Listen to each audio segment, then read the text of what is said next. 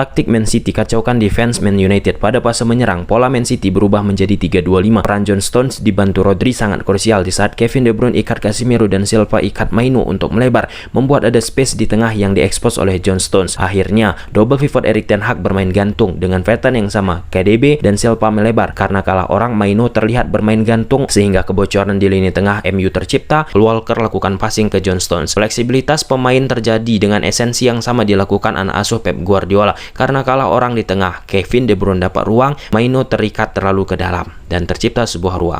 Man City berhasil mengalahkan Man United dengan skor akhir 3-1 dalam lanjutan Liga Inggris. Terlebih dahulu United bisa ciptakan gol di menit 8 lewat Marcus Rashford, assist dari Bruno Fernandes. Lalu City samakan kedudukan di menit 56 lewat Phil Foden, assist dari Rodri. Gol kedua City pun berasal dari Phil Foden lagi di menit 80, assist dari Julian Alvarez. Gol ketiga City dicetak oleh Erling Haaland di menit 91, assist dari Rodri. Sebelum lebih jauh, aku pernah bosan-bosannya untuk ingatkan teman-teman, ketika teman-teman tonton video ini jangan lupa tekan tombol like-nya.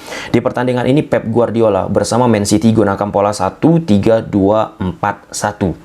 Pada fase attacking, pola 1-3-2-4-1 ala Pep Guardiola ini pun akan bertransformasi menjadi pola 1-3-2-5.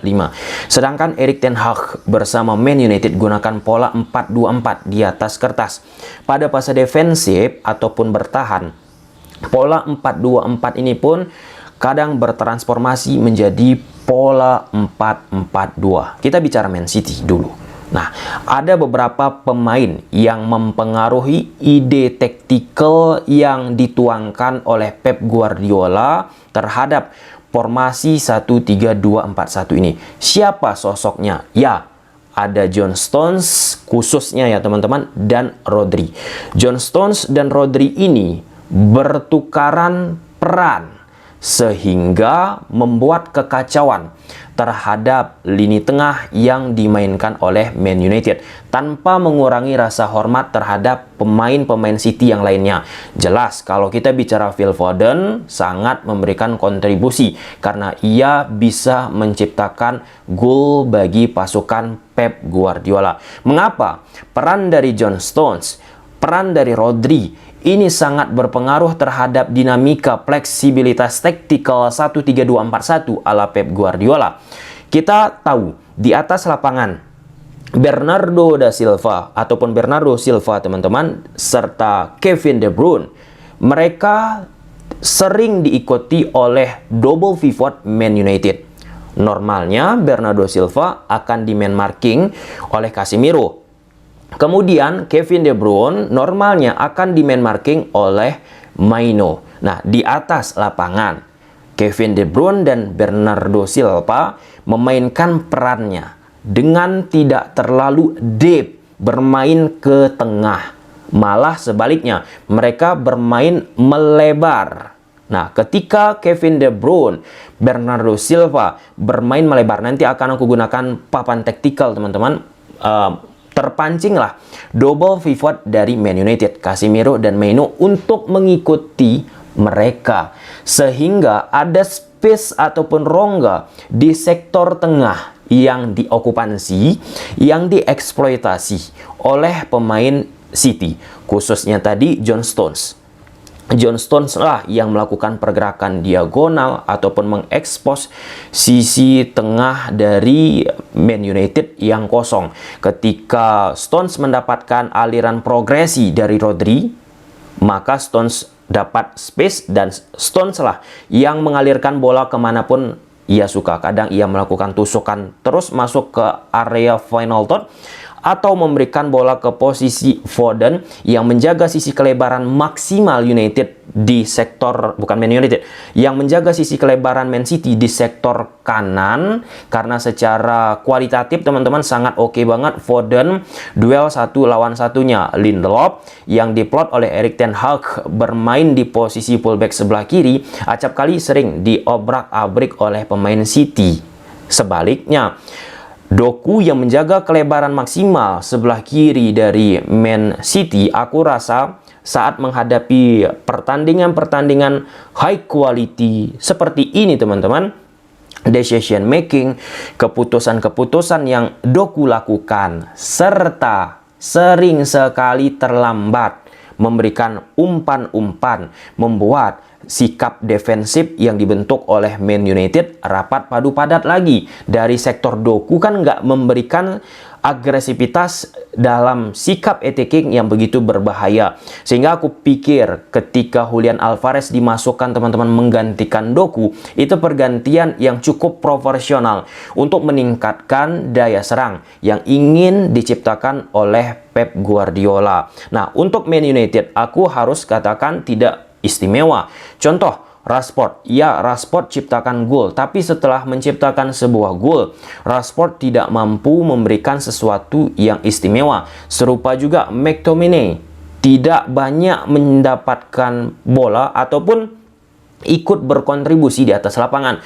Garnacho pun demikian. Bruno Fernandes, double pivot United udah habis mereka dibabat oleh movement of the ball, pergerakan-pergerakan tanpa bola Kevin De Bruyne dan Bernardo Silva. 4 pemain belakang dari United, khususnya sektor fullback kanan, fullback kiri, kerepotan menghadapi permainan third man run konsep, kemudian alias permainan orang ketiga teman-teman, serta duel 1 lawan 1. Jadi apa yang dilakukan oleh Pep Guardiola sangat rapi di atas lapangan teman-teman, menciptakan superioritas di sektor tengah, dan bagaimana mereka bertahan menghadapi gempuran yang dilakukan oleh Man United. Ya, Man United pun memang dari sisi penguasaan bola tidak banyak, sehingga serangan yang dilakukan oleh Man United pun sedikit, dan ketika serangan itu sedikit tentu tidak akan banyak membahayakan sektor defensif yang dimainkan oleh Man City. Oke, kita lihat dulu menggunakan papan taktikal. Di atas kertas City gunakan pola 1-3-2-4-1. Di belakang ada Ederson, 3 back Ake, Diaz, Walker, solid teman-teman.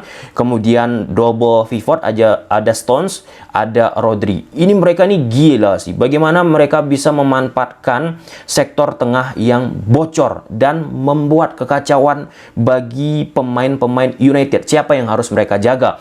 Serta di depan ada Haaland dibantu oleh Doku sayap kiri, Bernardo Silva, Kevin De Bruyne, dan Foden yang sangat istimewa di pertandingan ini. Incredible, kata Pep Guardiola di sesi preskon selesai pertandingan.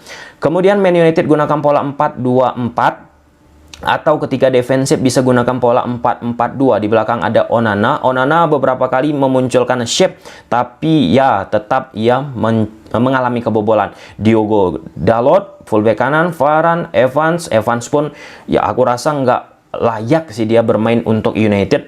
United pun dengan kedalaman yang tidak mumpuni membuat akhirnya Jones Evans pun kan bisa mendapatkan kesempatan. Ya, untuk kita bicara di level intensitas permainan yang tinggi teman-teman. Nah, kalau di level-level seperti Leicester, Evans bermain itu masih bisa. Lindelof di fullback kiri sulit dia untuk bisa membaca permainan kualitatif ataupun 1 lawan 1. Di tengah ada Casemiro, Maino. Kemudian di sayap kiri ada Rashford, sayap kanan ada Garnacho, Bruno Fernandes, McTominay. Nah, pada fase attacking, bentuk permainan yang dimainkan oleh Pep Guardiola akan berubah skemanya menjadi 3-2-5. Foden menjaga sisi kelebaran, Doku menjaga sisi kelebaran, Kevin De Bruyne dan Bernardo Silva akan bermain cenderung melebar. Nah, seperti ini nih.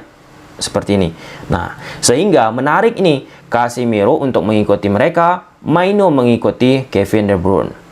Kurang lebih seperti ini ya teman-teman ya, yang terjadi, yang ingin dimainkan oleh Pep Guardiola. Garnacho akan turun, Rashford akan turun, McTominay dan Bruno sebagai shadow untuk bisa mengantisipasi upaya yang dilakukan oleh City lewat pergerakan Stones ataupun Rodri. Walker naik, Diaz naik, kemudian Ake akan naik. Posisi dari Stones dan Rodri akan bergantian untuk bisa menciptakan kekacauan. Haaland akan naik. Dengan posisi Haaland bukan bersikap sebagai striker false 9, dia jelas striker nomor 9, goal getter, maka dibutuhkan peran dari Stones, Rodri. Nah, Stones lah yang mengambil sikap untuk bisa masuk ke tengah. Yap, seperti ini.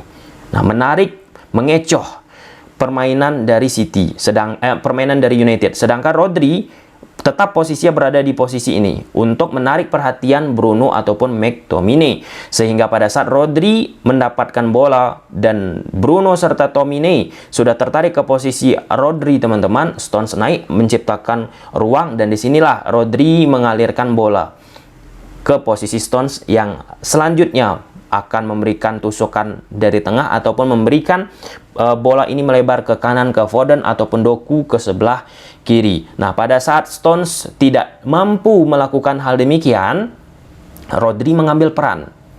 Stones balik ke belakang seperti ini, sehingga rest defensif yang dimainkan oleh City tidak kelabakan juga. Kalau misalnya dua-duaan bermain ke sini bergerak, teman-teman, maka akan sangat riskan tiga pemain belakang ini. Jadi salah satu tetap berada sebagai defensif, pemain bertahan, teman-teman, untuk mengantisipasi counter yang dilakukan oleh Man United. Nah, ini terus dilakukan dan terciptalah sebuah daya upaya serangan yang sangat oke bagi Man City, dan apa yang dilakukan oleh Man City terus-menerus seperti itu, teman-teman, sulit dibendung oleh pemain-pemain United. Ya, itu ide taktikal yang sebenarnya sudah sering dilakukan oleh Pep Guardiola musim lalu. Bagaimana mereka bisa menciptakan superioritas. Nah, dengan Rodri, Stones berada di sektor tengah ini, teman-teman. Oke, kita lihat dulu seperti ini. Maka akan memunculkan 4 versus 2. Double pivot yang dimainkan oleh Man United. Casemiro, Maino. Nah, artinya kan ada tercipta superiority. Buatlah Rodri berada di posisi ini. Stones masuk di sini. Tetap Man City unggul orang di lini tengah. 3 lawan 2. Jadi, kalaupun Casemiro menutup posisi Stones, maka akan ada muncul ruang bagi Bernardo Silva. Sebaliknya juga, kalau misalnya Stones dapat bola, Maino tertarik ke posisi dirinya, Kevin De Bruyne dapat ruang. Nah, ketika dapat ruang, Kevin De Bruyne, Bernardo Silva, lihat bagaimana mereka caranya memprogresikan bola, melakukan kombinasi di sektor sayap kanan ataupun sayap kiri, yang itu sulit untuk bisa dibendung oleh Man United. Oke, good job untuk apa yang dilakukan oleh Pep Guardiola di atas lapangan. Ini merupakan senjata ataupun gagasan yang prima, yang sebenarnya sudah lama patternnya dimainkan oleh Pep Guardiola, yang itu masih saja sulit dibendung oleh Man United bersama Erik ten Hag. Ya, kuncinya memang mentalitas sih. Permainan yang dimainkan oleh pemain City di atas lapangan nggak mudah, kebobolan di menit 8 lalu bisa dilakukan comeback oleh Man City saat menghadapi United. Dan tekanan tentu terus datang ditujukan kepada Erik ten Hag selaku pelatih Man United. Gimana menurut teman-teman masa depan Erik ten Hag bersama Man United? Silahkan tulis di kolom komentar. Bye.